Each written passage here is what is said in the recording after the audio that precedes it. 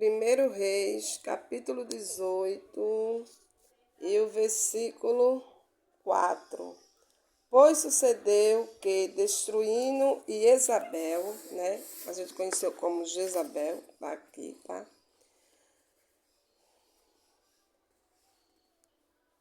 Pois sucedeu que, destruindo Jezabel, os profetas de Iarro, de Yud-Hê-Vav-Hê, Obediarro, que é Obadias, né? Tomou 100 profetas e os escondeu, 50 numa cova e 50 noutra, e os sustentou com pão e água, né? Então, assim, qual foi o primeiro, né, a primeira obra de Jezabel? E o que o espírito dela está fazendo hoje no meio da igreja? Destruir a profecia, destruir o amor à verdade, destruir o envolvimento que a igreja tem com a verdade, tá? As pessoas vão atrás de benzedeira, igual a Saul, tá? Só que quem é filho do Eterno, fala com ele. Você não manda recado para os seus filhos, você fala com seus filhos face a face. Mas hoje os crentes vão lá atrás de benzenção, né?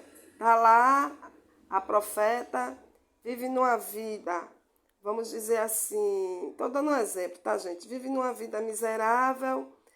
Vai lá o cristão pedir benzenção, entendeu?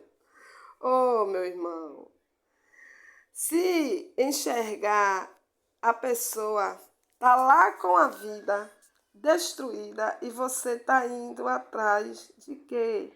De maldição, entendeu? Não é você, vamos dizer assim, você tem que dobrar o joelho, entendeu? E falar com o Eterno. Você não tem que ir atrás de pessoas que você não sabe como é que está a vida da pessoa, porque as aparências enganam, né? Às vezes as pessoas estão ali pregando isso, aquilo, outro, mas será que está vivendo? Como é que está a vida dessa pessoa? Assim, você que tem que dobrar o joelho e buscar a palavra. Olha, gente, esse tempo todo que eu vivi no sistema religioso, que eu saí, que eu tô com o Eterno, tá? Pregando o nome dele, trazendo a palavra da verdade. Eu nunca fui atrás de profeta nenhum, pode ter certeza disso. Nunca, nunca. Mesmo nos momentos mais difíceis da minha vida. Eu sempre falei com ele pessoalmente. Eu sempre dobrei o joelho e falei com ele. E muitas vezes eu não tinha nem força de me ajoelhar. Mas eu ficava falando com ele, entendeu? Mesmo sem me ajoelhar. E outra coisa também que eu nunca gostei, tá? A irmã Luciene aí de prova, para provar, se vocês quiserem perguntar a ela, vocês podem perguntar. E minha filha. Nunca gostei que pastor nenhum, isso lá atrás, tá? Quando eu ainda vivia no sistema religioso, quando eu não tinha nem o entendimento que eu tenho hoje. Eu nunca gostei que pastor nenhum, nem irmã, ninguém botasse a mão na minha cabeça para orar. Botasse a mão aqui na minha cabeça. Exatamente por conta disso. Eu não sei como é que tá a vida da pessoa. Entendeu? Então a gente tem que ter sabedoria para fazer as coisas, né? E também, assim, não é só em relação a você ver quem vai orar por você, ou também você tem que saber se você pode orar por todo mundo, gente. É isso. As pessoas brincam, sabe? As pessoas estão na igreja, mas não tem entendimento nenhum. Brinca, brinca, brinca, né? Como se fosse inteligente, como se soubesse alguma coisa, mas não sabe nada. Não sabe nada. Vamos aqui para Jeremias, capítulo 28, e vamos ler o versículo 8 e 9. Os profetas que houve antes de mim e antes de ti, desde a antiguidade, profetizaram contra muitos países e contra grandes reinos acerca da guerra de Acerca da guerra de quê? De Tom e de peste. Gente, sinceramente, eu não entendi isso aqui. Mas vamos dar continuidade, né? O 9. Quanto ao profeta que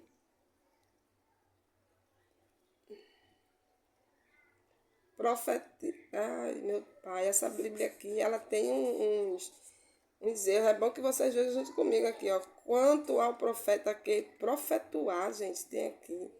Eu acho que é profetizar de Shalom, né? Quando se cumprir a palavra desse profeta, então será conhecido que o Yud-Re, Vav-Re, na verdade, enviou o profeta. Aleluia, né? Então é isso mesmo, aquilo que eu estava falando. O profeta é para falar, né, contra o pecado.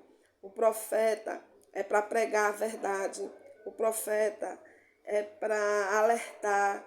O profeta ama a verdade, entendeu? As igrejas têm perdido essa característica, o amor pela verdade, o amor pelo certo, a inclinação, né, minha e sua diante da verdade, né, da sã doutrina, como ele diz, que na verdade a sã doutrina é isso, né? Evangelho quer dizer verdade, sã doutrina quer dizer verdade. Eu tenho que estar na verdade da palavra. A gente, aqui em 2 Timóteo, no capítulo 3, vamos ler do 1 até o 4, fala assim, ó. Sabe, porém, isto, que nos últimos dias sobrevirão tempos penosos, pois os homens serão amantes de si mesmos, gananciosos, presunçosos, soberbos, blasfemos, desobedientes a seus pais, ingratos, ímpios, tá? Sem afeição natural, implacáveis, caluniadores. Nossa, como é assim, viu? Eu mesmo fui tanto vítima disso, de pessoas caluniadoras, tá? De pessoas cruéis. E aqui tá, ó, caluniadores, incontinentes, cruéis, inimigos do bem. Nossa, como eu vivi isso, gente. Traidores, atrevidos, orgulhosos, mais amigos dos deleites do que amigos de Elohai. E é assim mesmo, tá, gente? Eu digo isso porque eu vivi isso. É tremendo. Eu amo quando eu estou pregando a palavra e que eu leio uma coisa que eu vivi e que vivo ainda. Porque a gente vai viver até o dia da gente ser chamado novamente, né? Da gente fazer a passagem. Então, assim, seja bem-vindo, né, ao mundo de hoje, porque isso que Paulo falou aqui está acontecendo hoje. Essa inclinação dos cristãos nos prazeres e nos deleites, ao invés do amor à verdade. Capítulo 4, gente, fala assim, ó. Capítulo 4. Conjuro-te diante de Elohai e do Messias e Yahushua, que há de julgar os vivos e os mortos pela sua vinda e pelo seu reino. Prega a palavra, insta a tempo e fora de tempo. Admoesta, repreende e exorta com toda longanimidade e ensino, porque virá tempo em que não suportará a sã doutrina, mas, tendo grande desejo de ouvir coisas agradáveis, ajuntarão para si rabinos segundo os seus próprios desejos. Então é isso que está acontecendo hoje, tá? É isso. Paulo está dizendo aqui que haveria um tempo em que os crentes não iriam gostar da verdade, não iriam gostar da sã doutrina, iriam buscar uma doutrina perniciosa, contaminada, onde tudo é permitido. Mas a Bíblia diz, não ameis o mundo, nem o que no mundo há. Porque se alguém ama o mundo, né, se constitui-se inimigo de Elohai, né? Inimigo do Eterno. O problema maior não é o povo querer mais ter pastores que preguem o que o povo quer ouvir. Eu fiz um vídeo há um tempo atrás que eu falei, que eu disse assim,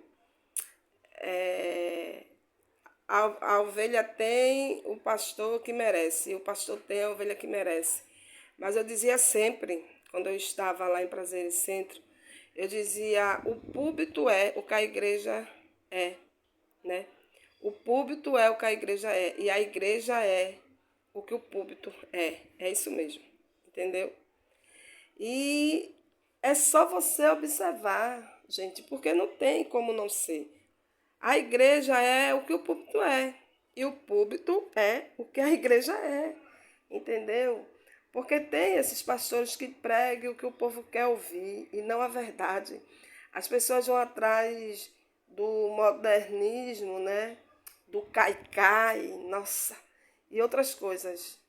E as igrejas cada vez pior, cada vez menos desejando a verdade, cada vez mais distante da doutrina, entendeu? Você não precisa de movimento, tá? O Mashiach vai voltar e você vai estar em qual movimento? É raro existir nessas igrejas pessoas que amem a verdade e doem a sua vida pela verdade, tá? Discípulos de Caim, né? Eu ofereço isso, né? Se o Senhor não quiser, vou me irritar, vou sair do teu caminho, vou sair da igreja. O que a gente precisa saber é que o espírito de Jezabel está atacando as igrejas, fazendo com que as pessoas se sintam confortáveis, tá? Com meias verdades ou verdades paralelas, tá? Quantos frequentadores de igreja irão naquele dia, né? Dizer assim, nós fizemos isso e aquilo no teu nome. E ouvirão, eu não vos conheço. Aí elas vão dizer, mas eu fazia tudo que a igreja mandava. E ele vai dizer, quem era o seu Senhor, né? Quem era, né? A igreja de pedra ou ele? Porque ele habita dentro de nós, gente. É isso que eu quero que vocês entendam, né? E comecem a ter o seu culto pessoal com ele. Aqui, ó, em 1 Coríntios, capítulo 14, versículo 3, diz assim, mas o que profetiza fala aos homens para edificação, exortação e consolação, tá? Entenderam, gente? O espírito de Jezabel, ele trabalha tirando o amor, a verdade, tirando o apreço à verdade, para que as pessoas aceitem tudo aquilo que Satanás vai colocando dentro da igreja, tirando a principal característica da igreja, que é amar a verdade e proclamar a verdade. Aqui em 1 Reis, capítulo 19, versículo 1, diz assim, ora, Acabe fez saber a Jezabel tudo quanto Elias havia feito e como matar a espada todos os profetas. Elias era um homem forte, destemido, tá, gente? Aqui, versículo 2. Então Jezabel mandou um mensageiro a Elias, a dizer, assim me façam os deuses e outro tanto, se até amanhã, essas horas, eu não fizer a tua vida como a de um deles. Eita, vamos ler até o 4 aqui. Quando ele viu isto, levantou-se para escapar com vida. Se foi e chegando a Beceba, que pertence a Yahudá, né? ou seja, a tribo de Judá, que a gente conheceu como Judá, mas é Yahudá, deixou ali o seu moço. Ele, porém, entrou pelo deserto, caminho de um dia, e foi sentar-se debaixo de um zimbro, e pediu para si a morte, dizendo: já basta, ó Ilde-Rei Vavi-Rei, toma agora a minha vida, pois não sou melhor do que meus pais. Então, assim, nem parece Elias falando, né? Um homem que confiava no Eterno acima de tudo e que dependia do Eterno acima de tudo. Então, o que eu tenho para dizer é: não ignore os ardis de Satanás. Você não sabe o que uma tristeza, o que uma solidão, o que uma decepção é capaz de fazer. Mas, vamos dizer assim, nas mãos dele, né? Nas mãos dele. Tô lá, entendeu? São as pessoas que ignoram os ardis do diabo, porque você não sabe o que ele pode fazer com essas ferramentas, entendeu? O Eterno não mandou Elias para o deserto, Elias caminhou para o deserto, porque queria ficar sozinho. Elias estava cansado de lutar. Eu também já passei por isso, gente. Teve um tempo que eu fiquei cansada de lutar. E isso, né, é isso que o espírito de Jezabel faz. Ele faz com que os cristãos se entreguem de tal maneira ao cansaço, às tribulações, às angústias, para que os cristãos se tornem mendigos à beira do caminho. Eles não conseguem se desvencilhar de coisas passadas, eles não conseguem olhar para o autor da fé, eles ficam parados, escanteados, à mercê daquilo que vai vir. Mas vai vir como se você está parado, entendeu?